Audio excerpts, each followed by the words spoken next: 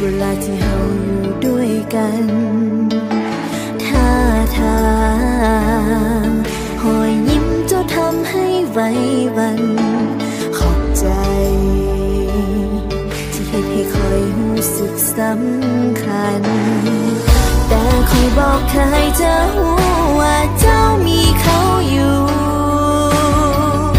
และเขาก็คงบอกเคยจะรู้เรื่องของเขาผิดบอนใดเขาบ่ดีบอนใดเจ้าจึงนอกใจมาคบกันแบบนี้อย่ายืนมือกันสังหารหัวใจคนอื่นแบบนี้อย่าเฮ็ดให้คอยต้องกลายเป็นคนที่นิสัยบ่ดียิ่งกอดเจ้าไว้นั่นเท่าใดยิ่งทำให้เขาไปเท่านั้นเขาควรจะหีบถอนใจแล้วกลับไปหาเขาตอนนี้คงยังทันก่อนที่มือคู่นี้จะเปื้อนน้ำตาผู้บริสุทธิ์ก่อนตกเป็นมือสังหารโดยที่บ่ได้ตั้งใจ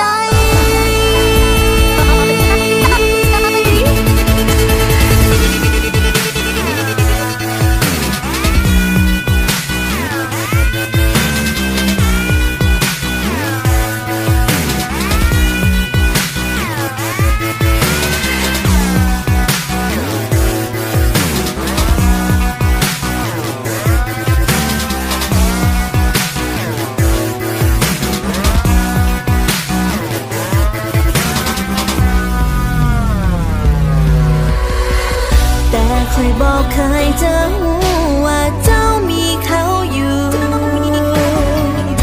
และเขาก็คงบอกเคยจะรู้เรื่องของเขาผิดบอนใดเขาบ่ดีบอนใดเจ้าจึงนอกใจ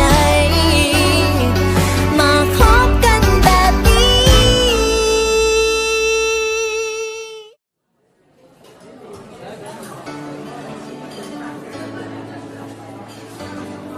ญาติแฟนคนอื่นม่วนหลายบ่า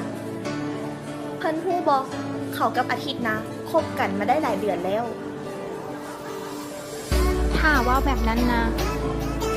เพิ่นติบอกที่ญาติแฟนคนอื่นเพราะเขากับอาทิตย์นะคบกันมาได้หลายปีแล้วฮู้ไว้แน่อย่ายืมมือกันสังหารหัวใจคนอื่นแบ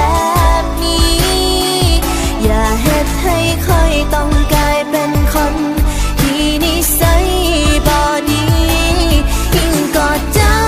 ไว้นั่นเท่าใดยิ่งทำให้เขาไปเท่านั้นเขาควรจะหีบถอนใจ